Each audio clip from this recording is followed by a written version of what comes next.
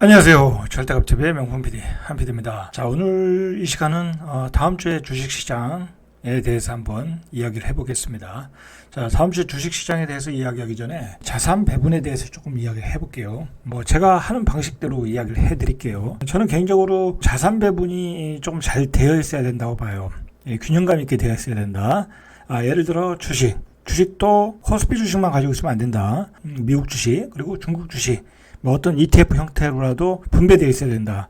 왜 그러냐면 중국 주식을 가지고 있다는 것은 내가 유안화를 가지고 있는 거고, 미국 주식을 가지고 있다는 것은 달러를 가지고 있는 거예요. 또 미국 주식을 샀는데 저도 사고 이제 제 와이프도 사고 그랬는데 살 때가 1080원에서 1110원 그 정도였어요. 근데 지금 거의 1260원이잖아요. 그러면 거의 환율 차익도 크게 난 거죠. 저는 이제 미국 주식은 저도 이제 스윙 투자를 했기 때문에 중장기로 가져간 게 없어요. 거의 다 스윙 투자했기 때문에 사고 팔고 했지만, 예를 들어 제 와이프 계좌로 가지고 있는 것은 그 돈이 그렇게 크진 않지만 그때 2020년도에 다 산 거예요, 사실은.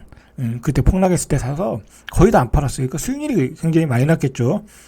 빅테크 기업들이니까 많이 났겠죠. 그러다 환차익까지 났잖아요.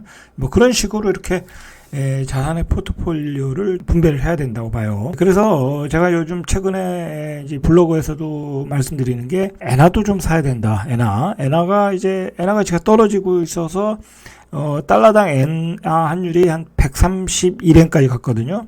자, 그 정도면 모아 나가야 된다. 엔화는 사실 안전자산이잖아요. 근데 이제 미국의 금리는 급등하는 대신 일본의 금리는 또 못 올려요. 그 나라의 그 사정이 그래요. 그 나라 사정이. 그 금리를 올리면 경기가 죽으니까. 자, 그래서 외화 자본이 빠져나가니까 엔화의 가치가 떨어지고 있는데, 엔화는 기본적으로 안전자산이다 생각하고 배팅을 해야 되는 것 같아요. 너무 복잡하게 생각할 필요 없고. 그 다음에 개인적으로 이제 개인적인 얘기를 하는 거예요. 이제 여러분들은 그냥 참고만 하시면 될 것 같아요. 개인적으로는 채권도 5월, 6월에 좀 사야 된다라고 생각을 해요. 이제 채권 금리가 올라가잖아요.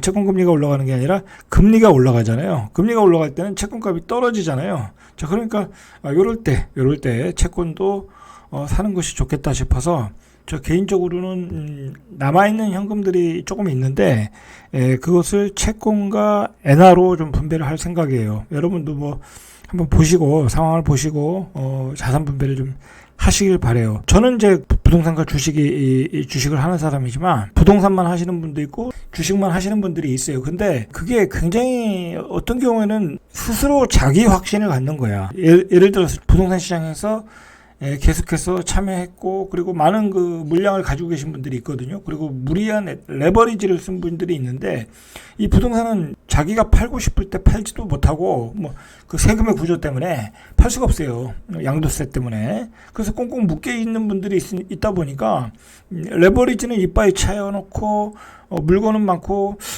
또 그 거래는 안 되고 또 폭락의 분위기가 나올 때 스스로 자기 확신을 하시는 분들이 많아요. 가령 부동산 가격은 안 떨어진다. 그거 봐라. 일기 신도시 올라가지 않냐. 강남 계속 올라가지 않냐. 근데 다른 지역에서는 다 떨어지고 있는데 그렇게 스스로 판단을 하고 자기 확신을 하고 시황을 잘못 판단하는 경우가 있어요. 그래서 위험 회피를 못하는 경우가 있더라는 거예요. 자, 그거 굉장히 위험한 거고 주식시장도 마찬가지고 주식시장의 위험성은 변동성을 예측을 할 수가 없어요. 어떤 그 단기적인 변동성 그런 것들을 예측할 수 있어요. 중장기적으로는 이 정도 바닥이면 내가 사도 한 10% 물려도 다시 올라간다라고 예측은 가능하거든요. 그러나 한두 달의 단기 변동성은 생각을 못한다. 근데 그저께도 금요일 날도 나스닥이 한 4% 빠져 나스닥 종합지수로는 500포인트 이상 빠졌잖아요. 그거 어떻게 예측을 하겠냐. 변동폭이 크다라는 거예요. 거기에 내 자산을 한꺼번에 많이 들어간다는 것 자체가 굉장히 큰 손실을 입을 수 있거든요. 자, 그러니까 어떤 단기적으로 많은 돈을 투입하면 안 돼요. 이 주식 같은 경우에는 철저하게 분할 매수도 작게 해라. 아주 작게 하다가 정말 이게 터닝 포인트가 된다 싶을 때 확 불타기를 해야 되는 거예요. 자, 그런 점이 있다라는 거예요. 자, 이런저런 그 리스크를 회피하기 위해서는 적절하게 자산 분배가 필요하다. 다시 한번 말씀드리면 코스피 주식, 뭐 중국 주식, 미국 주식 또는 뭐 엔화에 대한 그 매수, 그다음에 채권에 대한 매수 그런 걸 뭐랄까요 그 어떤 그 변하는 환경 어떤 그 시황에 따라 적재적소에 할 줄 알면 사실 남들보다 빠르게 부자가 될 수 있어요.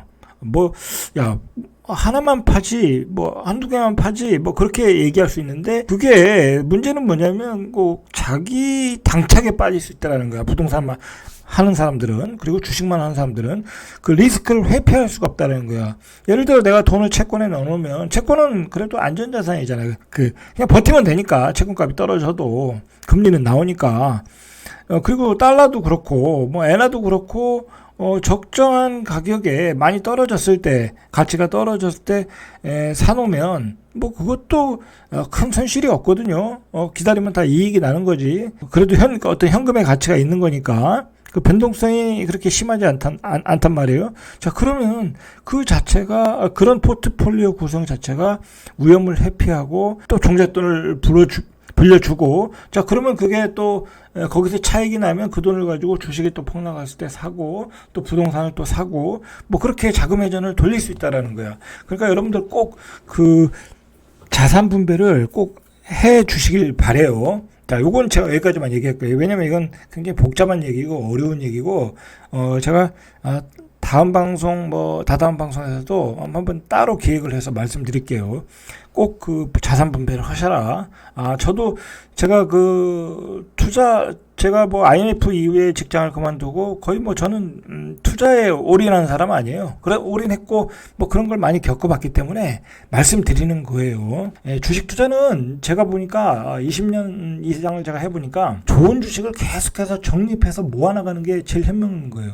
여러분 절대로 이 요즘 같은 변동성에 뭐 몰빵 쳤다 빠졌다 그게 안 돼요. 심리적으로 나스닥이 여기서 반등할 줄 알았는데 엊그제 같은 게 폭락하잖아요. 그러면 주말에 잠이 안 와요. 잠이 안 온다. 자, 그렇게 하지 마시고 장기 계좌를 하나 만들으셔서, 중장기 계좌를 만들어서 좋은 종목으로 포트폴리오를 정해서, 제가 이제 블로그에서 저는 그렇게 하는 걸 계속 매달 실적을 배주잖아요. 그러면 예를 들어서 뭐 코스피 지수는 굉장히 변동성이 큰데 제가 가지고 있는 종목들은 대형주가 없더라고요. 거기에는 거의 변동이 없어요. 뭐 수익은 조금 나는데 수익이 너무 오버슈팅 나온 건 팔고, 그래서 오히려 수익이 나고 마이너스 1포인트에서 한 2포인트 사이에요. 그 이상 빠지질 않아요. 그 얘기는 뭐냐면 개별 종목, 좋은 종목들은 바닥을 많이 쳤다는 거야.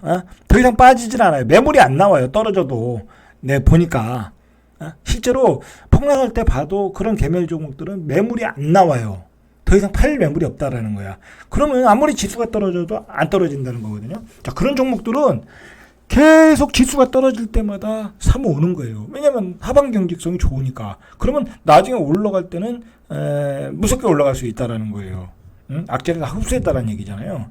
자, 그래서 지금은 그런 종목들을 모아서 사가면서 그게 이제 예를 들어서 많이 이제 올라갔거나 오버슈팅이 나올 때 팔아주고 다시 그런 저평가된 종목으로 갈아타서 어떤 다시 씨앗을 사는 거죠. 씨앗을 사가지고 다시 키우는 거예요. 키워가지고 여러분들의 중장기적인 수익률을 만들어내는 거지. 이렇게 단기적인 대응을 할 수가 없는 장이에요.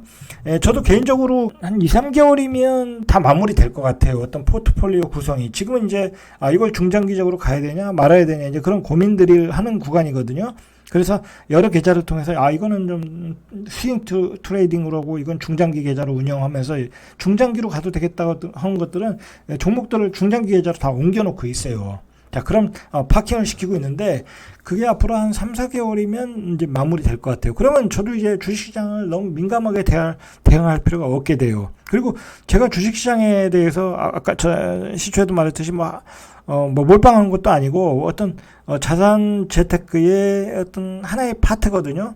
그 부분에서 이 정도 금액이면 내가 주식 투자는 충분하다 그렇게 생각하면 이제 거기서 이제 문을 닫으면 되는 거예요. 그리고 말 그대로 조금씩 매달 1,200만 원씩은 꾸준히 사니까 저는 그렇게 사가면 되는 거예요.